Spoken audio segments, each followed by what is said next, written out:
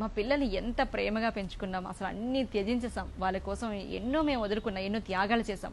అయినా ఇవాళ రోజు అసలు మా అమ్మాయి లేదా మా అబ్బాయి మమ్మల్ని చూడడానికి కూడా ఇష్టపడట్లేదు. మేము చేసిన తప్పేంటి, మేము చేసిన నేరం ఏంటి, మేము చేసిన పాపం ఏంటి అని చాలా బాధపడుతుంటారు. నిజానికి ఇప్పుడు ఇందులో తప్పు ఎవరిది అనుకోవచ్చు? వీళ్ళ పెంపకంలో లోపమా, లేకపోతే ఆ పిల్లల ప్రవర్తన లోపమా, ఏమనుకోవచ్చా? చూడాలని కోరుకోవటమే తప్పు. ఎందుకు చూడాలి కదా? అది మన పని కాదు. మన పని గురించి వరకే మనం ఆలోచించుకోవాలి. ఎప్పుడు కూడా ఎదుటి వాళ్ళు చేసే పని గురించి మనం ఆలోచించద్దు.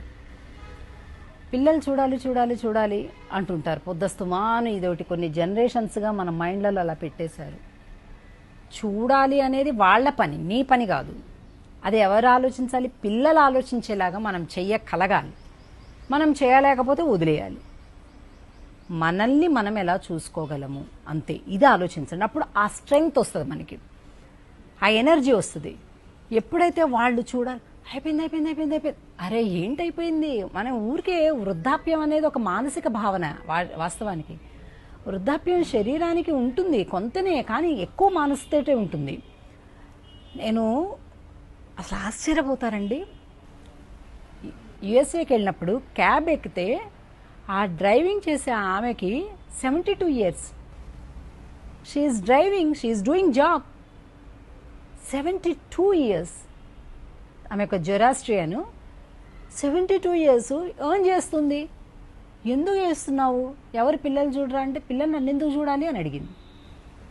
అంటే మంచివాళ్ళు కాదా, నువ్వంటే ఇష్టం లేదా అని అడిగాను నేను. చాలా ఇష్టం, they loves me very much, I love them very much అని. మరి ఎందుకు చేస్తున్నావు అని, దానికి దీనికి సంబంధం ఏముందని అడిగింది. ఇది I have to spend my time with a work. మా చాలా ఇంకా ఆమెతో ఇంకా చాలా ఇంట్రెస్ట్ అనిపించి ఇంకా ఆమెను ఇంటర్వ్యూ చేశాను. ఆమెకి చాలా ప్రాపర్టీస్ ఉన్నాయి, బట్ డ్రైవర్గా చేస్తుంది ఆమె. ఒక క్యాబ్ పెట్టుకుంది, ఆమె జాబ్ చేస్తుంది. ఎందుకంటే fun. So happy in work, I'm getting happiness. అంటే ఈ రకమైనటువంటి మైండ్ సెట్ ఏదైతే ఉందో చాలా ఉపయోగకరం. అది మన దురదృష్టవశాత్తు భారతదేశంలో లేదు. భారతదేశంలో కొన్ని రకాల పదాలు కొన్ని జనరేషన్స్ ఇలాగ మైండ్లలో ఉండిపోయినాయి. ఫర్ ఎగ్జాంపుల్, మా అమ్మాయిని ఇస్తున్నాం, బా నడుము వంగకుండా మా అమ్మాయిని చూసుకుంటారండి. మా ఒంటింట్లోకి వెళ్ళి పనిచేసే పని లేదండి మా అమ్మాయికి. అలాంటి అల్లుడు కావాలి, అలాంటి బాగా రిచ్ ఫ్యామిలీ కావాలి. మా అబ్బాయికి పెళ్లి చేస్తే బా వాడు ఎక్కడికి వచ్చింటే అక్కడికి కాఫీ కప్పు లేకపోతే భోజనం పట్టుకొచ్చే కోడలు కావాలి. నేను ఈ ఒక్క పని చేసి ఇంకా జీవితాంతం హాయిగా కాలు కాలేసుకొని కూర్చుంటాను. ఏంటిది పొద్దస్తో మాను. మీరు గమనించలేదో, కీన్గా చూస్తే సుఖము అంటే పని చేయకుండా ఉండడం అనేటటువంటి ఒక ఉద్దేశంలోకి వచ్చాను. ఇంకా మనం చెప్పకూడదు మీడియాలో, కానీ నిజమేంటంటే గవర్నమెంట్ జాబా అయిపోయింది, ఇంకా లైఫ్ సేఫ్ సెక్యూర్. ఏంటి అంటే పనే ఉండదు కదండి. అరే పనే ఉండకపోతే సుఖమా అంటే అలా పెట్టేశారు. పని చెయ్యడం, కష్టించి పని చేయటం అనేటటువంటిది ఉన్నత జీవితం అనేది ఎరేజ్ చేసేశారు. ఏమీ చేయకుండా కూర్చోవటం అనేది సుఖం. సుఖానికి మీనింగ్ మార్చేశారు.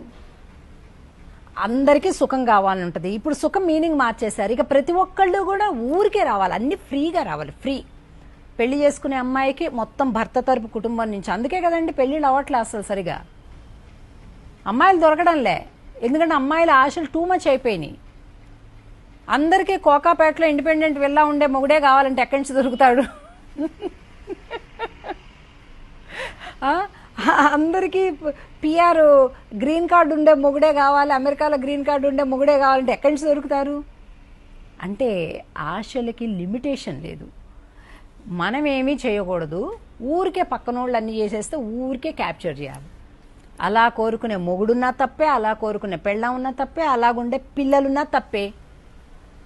కాబట్టి ఆ ఫ్రీగా అన్నీ పొందాలి, కష్టించే స్వభావం లేకుండా ఉండాలి అనేటటువంటిది కొన్ని జనరేషన్స్ అలవాటైపోయి పాపం అందరు ఎలా తయారైపోయారంటే 50 ఏళ్ళు వచ్చాయి అని నీరసంగా పలకరు. 50 ఏళ్ళు వస్తే ఏమిటి?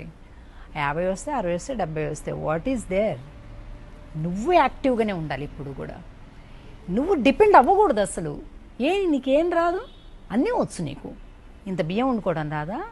వయసు అయిపోయేటప్పుడు నాలుకకి ఎక్కువ వాంటింగ్స్ లేకుండా ఉంటే బెటర్ కదా. అవి వండేసుకోవాలి. వండడం వస్తే ఫన్, అది ఫన్ అనుకో. పని చేయడం ఫన్ అనుకుంటే నీకు ఎప్పుడు ఇబ్బంది ఉండదు.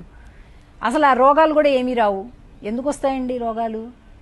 రోగాలు ఎప్పుడు మన శరీరం మనం చెప్పినట్టు ఉంచుకుంటుంటే, మన మైండ్ను మనం చెప్పినట్టు ఉంచుకుంటుంటే రోగాలు ఎందుకు వస్తాయి? అసలు శరీరానికి రావు. కాబట్టి మనం ఆలోచనలో కానీ శారీరకంగా కానీ నిరంతరం ఆరోగ్యంగా ఉండాలి. డిపెండెన్సీ ఎప్పుడైతే లేదో రోగాలు రావండి. డిపెండ్ అవ్వాలనుకుంటున్న కొద్దీ రోగాలు వస్తుంటాయి. ఇది ఒకటే సూత్రం. కాబట్టి పిల్లలు చూడలేదు, అది తప్ప ఒప్ప అనే డిస్కషన్స్ పక్కన పెట్టాల్సిన టైం వచ్చేసింది మనకి. అక్కర్లేదండి బాబు, మాకు మేము చూసుకుంటాం, నాకు నేనే చూసుకుంటాను, మాకు కూడా అక్కర్లే, నాకు నేను ఇంకో 10 మందికి సేవ చేస్తాను అనే సంకల్పం తీసుకోండి. వృద్ధాప్యం దగ్గరికి రానే రాదు.